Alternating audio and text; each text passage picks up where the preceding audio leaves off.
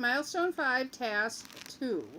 And Paul, you have taken some environmental shots and portraits, some very interesting locations. Here you're by a mural wall. I'd almost like to see more of this mural actually. But for this shot, and I chose to show you this one first, let's look and see what you have. I'm going to go back to, this is how you turned it in, which is fine. It's kind of a cloudy day, but you've got nice lighting. Her, you know, her chin is kind of up. One of the things I could recommend is getting up a little bit higher to take the shot.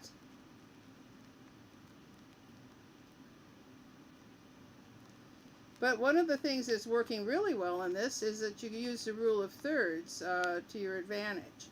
And that means she's placed over and about the third of the picture. And say it was divided into, you know, horizontally 3 ways and vertically 3 ways. Now, let me show you an example.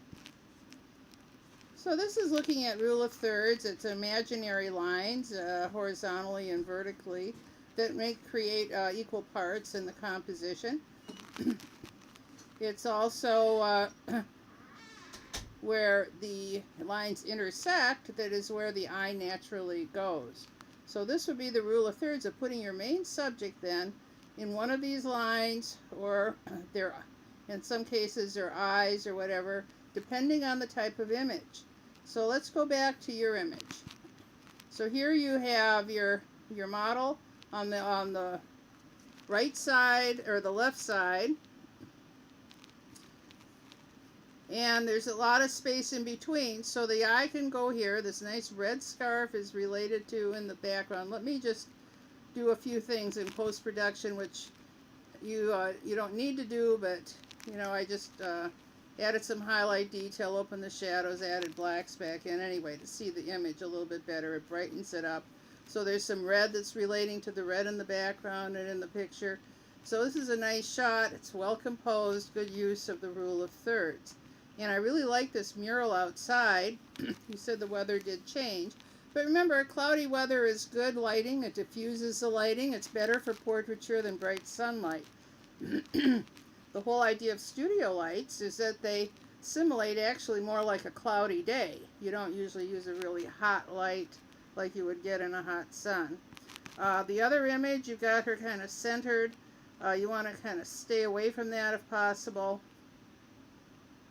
But again, it's an, you know, interesting backdrop. You should have 3 images from this series and then 3 from the other. But it looks like you have, you know, different sets. So here, again, here's an image. It's kind of warm. The light is a little warm. I'm just going to take a little bit of the yellow out of the image and maybe add a little bit of warmth back in. And pop it out a little bit with some of the post-production. But here again, good use of rule of thirds. The eyes are about in the upper third. Ideally, it would be perfect, so you would measure this perfectly across. Where is that eye and where is that X that would intersect? Okay, so this is a very good composition on this one. When you get to the vertical, and you could have used more verticals, you're a little bit to the right. So the line would be maybe right in here, and the crosshairs would be right there. But it's very close. Again, you've got nice background information. It gives a setting for this particular image. Here we have her at the desk. Again, I'm going to brighten this up. I opened it up a half a stop. It's a little underexposed, and also, you know, some of the post-production just to bring it out. But again, you've posed her nicely. I like the way she's kind of leaning down a bit. Sometimes you could put a person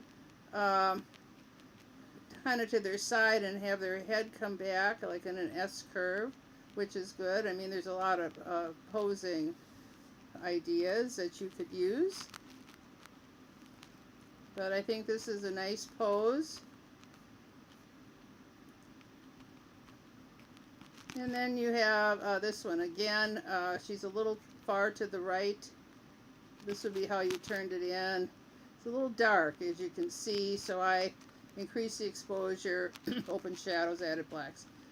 But here the lines would be where? Right about here and here. So she's a little too far to the right, and you can feel the difference. It feels like it's weighted, the picture is weighted to the right, whereas it would be more balanced if she was, you know, and that's you choosing your position. Also, you could do a, how would you crop these to make them some verticals on there? But it shows the books, it shows somewhat of an environment you may want to have. You've got two lights kind of coming out of her head, so you want to watch for tangents, things behind the subject that that may not, you know, look right. You have some wonderful expressions on the face, and I think you've done a great job on this. So let's look at some of your contact sheets. So looking at your contact sheets, you do have your horizontal images with a horizontal page orientation, but they're very small. You see all this space in between. You should have as small of a space in between with still getting the information across. So that's because the whole idea of 9 on the page is to make these large so that they're easy to view and they don't pixelate, particularly when I am going to look at them a little bit closer. Now there are a couple images. You're going to need another one of these, and I think showing more of the poster or the is really interesting. You know, it shows it's a wonderful mural. Nothing like a nice mural. So instead of the ones thinking in terms of rule of thirds, thinking in terms of background and what's interesting, like even this one though, because she fits in there because you've got, you know, so many other images. And this is a nice one, 17. Well, I guess you don't have it numbered. It makes it easier if you number. I can talk to you about it. But this one, you know, showing more of the mural. It's kind of a interesting shot. You know, she's small in the image, but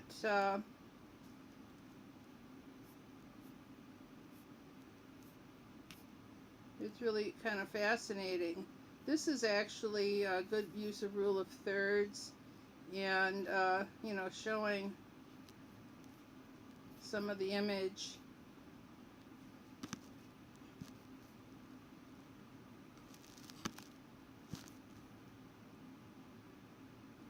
It's a nice open space and shapes, and the red connects. So this is the one I would suggest you use as your third outside image.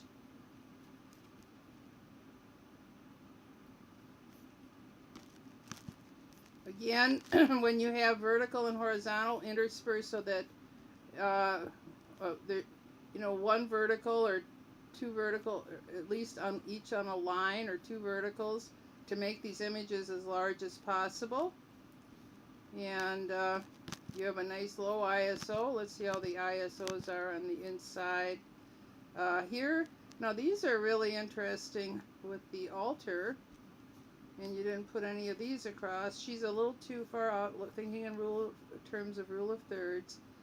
And you want to have a nice clean background so things don't, you know, what is the interest of the background becomes extremely important in portraits. So here we have her with Christmas tree. You really went all out, didn't you? And did a great job. So there's no way you can come away from this shoot and not get a good image, because you have so many, you have vertical and horizontal and a variety of different places that she's sitting.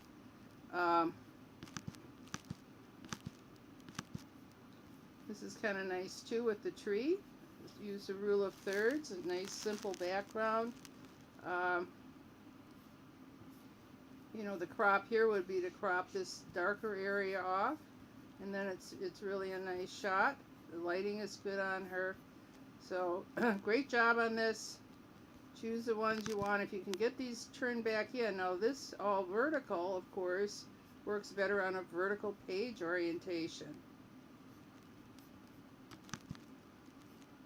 But wonderful job on these portraits, and I'm sure she's going to love them. So you want to, you know, do some post-production.